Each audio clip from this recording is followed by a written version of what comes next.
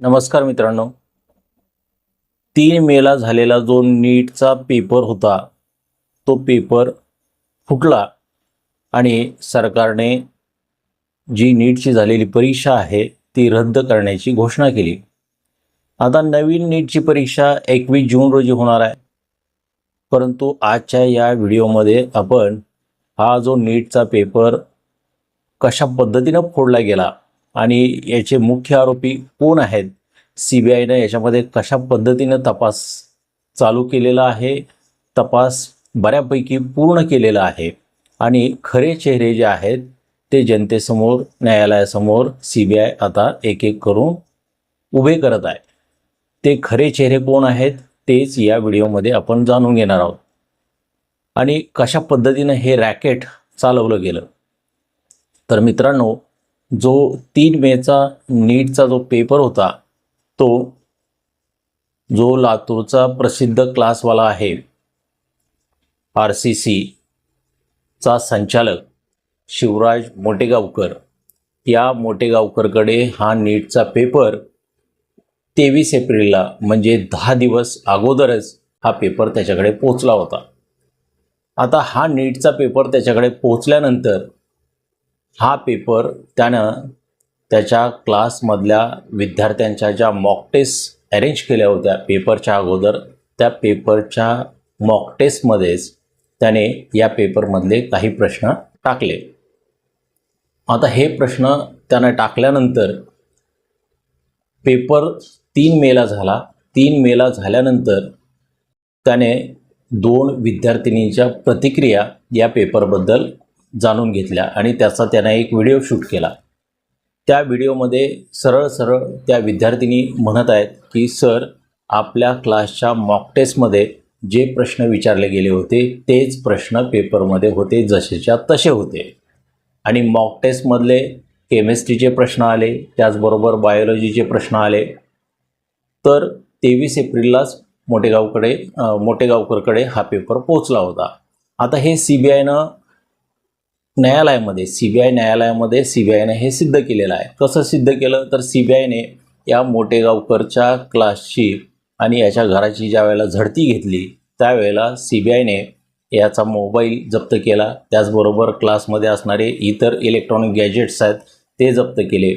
या मोटेगावकरने याच्या मोबाईलमध्ये असलेला जो पेपर आहे तो पेपर त्यानं डिलीट केला होता आणि हा डिलीट केलेला पेपर जो आहे तो पेपर CBIने त्याचा मोबाईल फॉरेन्सिक डिपार्टमेंटकडे पाठवल्यानंतर फॉरेन्सिक लॅबमध्ये त्या मोबाईलमधला डेटा रिकवर करण्यात आला आणि डेटा रिकवर केल्यानंतर त्याच्यामध्ये असं आढळून आलं की मोटेगावकरच्या मोबाईलमध्येच पेपर आलेला होता.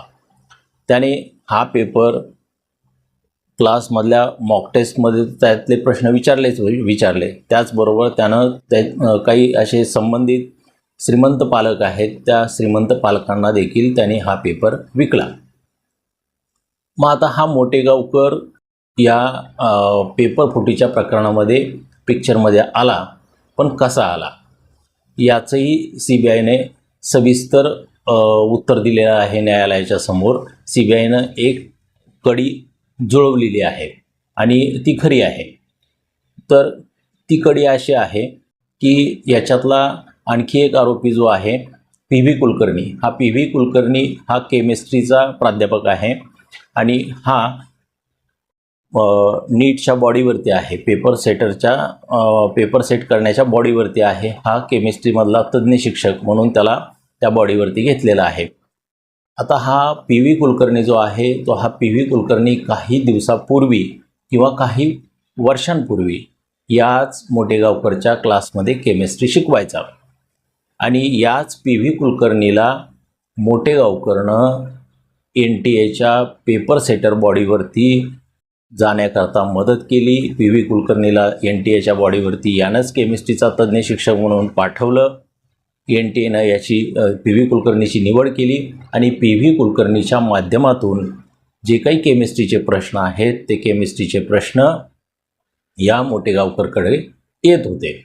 त्याचबरोबर CBIनं आणखी एक दुसरी कडी याच्यामध्ये जोडलेली आहे, ती म्हणजे बायोलॉजीची मॉडर्न कॉलेजची जी प्राध्यापिका आहे मनीषा मांढरे ती देखील याच्यामध्ये सहभागी आहे, या पेपरफुटीच्या प्रकरणामध्ये सहभागी आहे. आता ही कशी सहभागी आहे, तर ही मनीषा मांढरे ही देखील NTA पेपर सेटरच्या बायोलॉजीच्या सब्जेक्ट करता तज्ज्ञ शिक्षक म्हणून त्या बॉडीवरती होती. मनीषा मांढरेच्या माध्यमातून बायोलॉजीचे प्रश्न मोटेगावकरकडे येत होते. मनीषा मांढरेला देखील NTA बॉडीवरती सेट करण्यामध्ये शिवराज मोटेकरचाच हात होता, असं देखील CBIनं तपासामध्ये म्हटलेलं आहे. आणि मनीषा मांढरेच्या माध्यमातून बायोलॉजीचे प्रश्न आणि PV कुलकर्णीच्या माध्यमातून केमिस्ट्रीचे प्रश्न मोटेगावकरकडे येत होते. मोटेगावकर हेच प्रश्न त्याच्या क्लासच्या मॉक टेस्टमध्ये टाकत होता. काही प्रश्न क्लासच्या मॉक टेस्टमध्ये टाकायचा आणि त्याचबरोबर काही असे श्रीमंत पालक शोधले जायचे आणि त्या श्रीमंत पालकांना ते पेपर विकले जायचे. अशा पद्धतीनं CBIनं कोर्टामध्ये युक्तिवाद केलेला आहे आणि कोर्टाने CBIचा हा युक्तिवाद प्राथमिकरित्या ग्राह्य धरलेला आहे, कारण पुरावे आहेत. पुरावे काय आहे, तर मोटेगावकरच्याच मोबाईलमधून केमिस्ट्रीच्या पेपरमध्ये आलेले जे प्रश्न होते नीटच्या पेपरमधले, ते सर्वच्या सर्व प्रश्न त्याच्या मोबाईलमधून रिकवर करण्यात आलेला आहे, डेटा रिकवर करण्यात आलेला आहे. त्यामुळे न्यायालयाने हा युक्तिवाद ग्राह्य धरलेला आहे आणि मोटेगावकरला CBI कोठडी देण्यात आलेली आहे. तर अशा पद्धतीनं हा मोटेगावकर जो आहे, या मोटेगावकरनं हे जे केलेलं कांड आहे, हे कांड आत्ता समोर आलेलं आहे. याच्या अगोदर कित्येक वेळेस हे असं कांड केलेलं असेल, याचा देखील CBIनं तपास करायला हवा. आणि ज्या मोठ्या मोठ्या शहरांमध्ये बाकीचे इतर जे क्लासवाले आहेत, त्या इतर क्लासवाल्यांची देखील CBIनं चौकशी करायला हवी, असं माझं तरी मत आहे. तुम्हाला काय वाटतं, तुमचं मत काय आहे ते कमेंट बॉक्समध्ये जरूर सांगा.